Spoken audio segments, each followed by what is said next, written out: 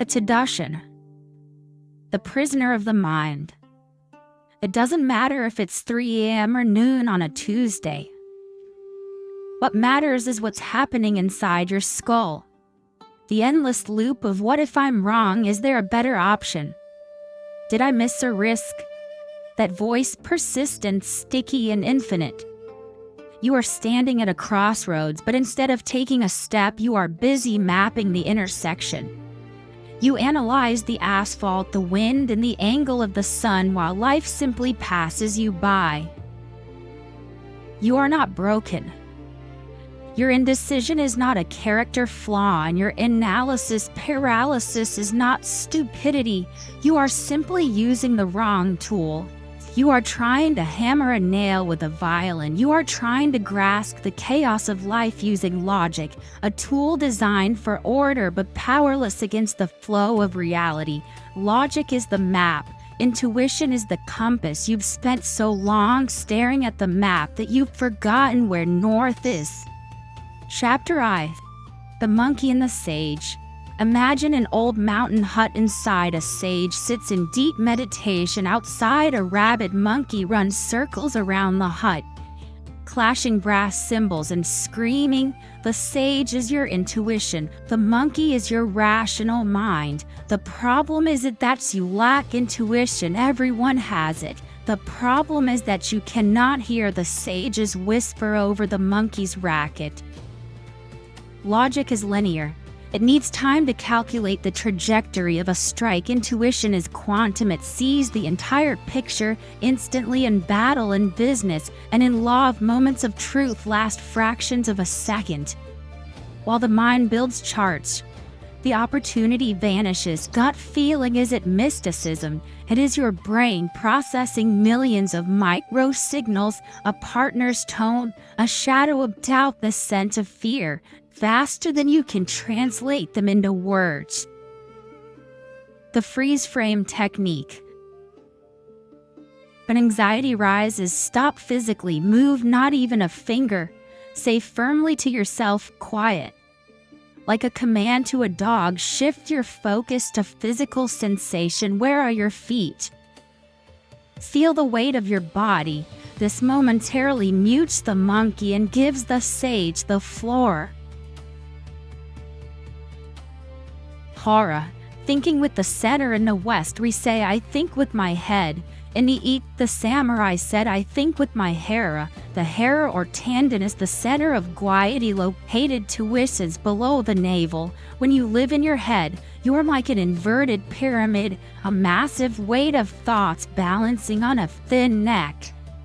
One push of stress or criticism, and you lose your balance. But when you are in your hara, you are like a mountain.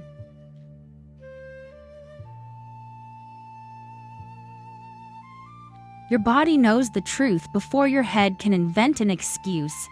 Remember your worst decisions. Likely the moment you said yes, there was a coldness or a knot in your stomach. The body screamed no, but the head whispered it's logical. Scientists now call the gut the second grade. Millions of neurons wired directly to your emotion. Thinking with your gut isn't a metaphor. It's biology.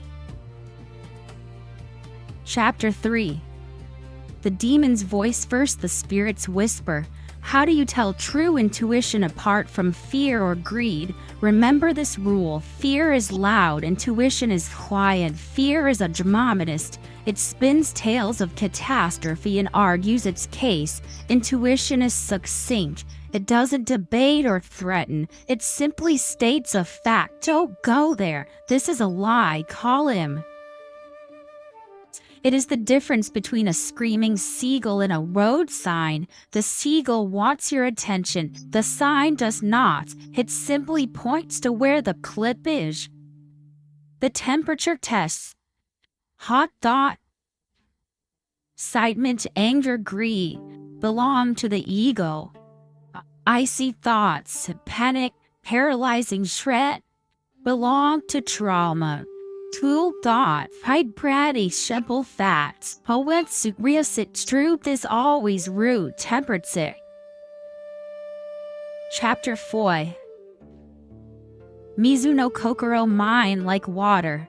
To see the bottom of a lake, you must stop hitting the water with a stick. Analysis paralysis is an attempt to see the truth through the splashes and mud you've created with your own overthinking. Ancient masters called this Mizuno Kokoro. A mind like water at the surface is still. It reflects the mood twerping through. If there is a ripple of a reflection shatters, the mirror cleansing technique.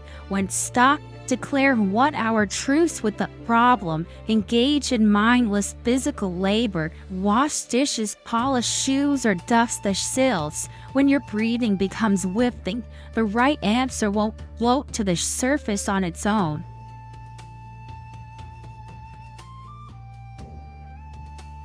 Chapter V, The Rule of 7 Breaths. The Hagakure, the way of the samurai, states, a decision should be made within the span of 7 breaths. Rumination isn't about finding the practice. It's about finding the safest one. But in life, there are no guarantees. You wait for the fog to clear before stepping out, but the fog only clears because you are walking through it. Any accident judged through it, it gets acid rewind speed back. It isn't scary to be wrong, and it's scary to spend your whole life on a dry shore, never knowing the taste of the water. Chapter V, Kintsugi. The gold in the scars.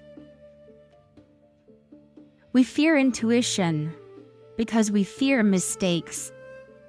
But a mistake made by following your heart brings wisdom.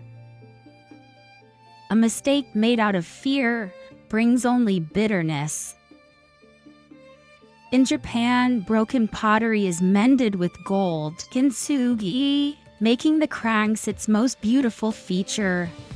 Your failures are not shame. They are geography lessons.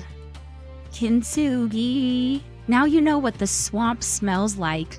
Next time, you will trust your nose, not the map. Conclusion. The dance begins. Intuition is the highest form of intelligence. Free from fear. You don't need to control your breathing to live. And you don't need to control life to live it correctly. Your sword of logic has grown dull from striking the stones of doubt. Sheathe it. Take a breath into your Hera. The world doesn't ask you to be perfect. It asks you to be present. Listen to that quiet voice within. It has been there all along. The struggle is over. The dance begins. Take the first step. It is time.